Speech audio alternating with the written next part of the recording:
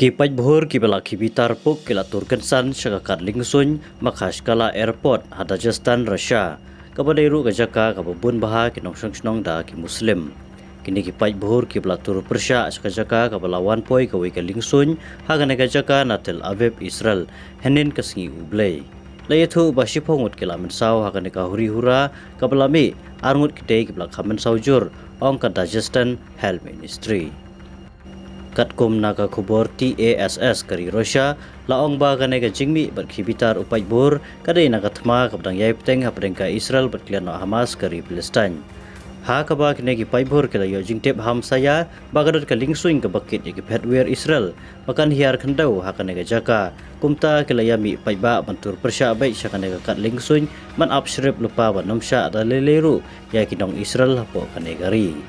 Hagidor berki video kibala sapriang layu iyo pai bhor baki dan syabar ke lingsun kibala ya pertasla da ke baki ongi persya iki petwer jiu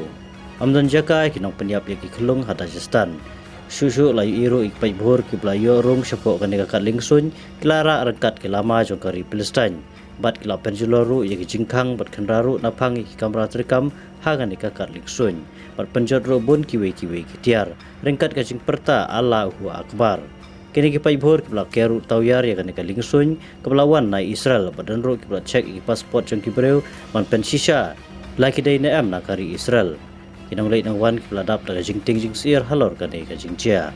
na kali aku prime minister kari Israel baru minister of foreign affairs kila kantu ya kari Russia man pen sistem tenge halor kini ki jingle kini kibreu bat karpat ro bakan ai ki jing yada ki basingan na ka benta ki nong song ka Israel baje ki jiu ki badan ha benta ba per po kani kari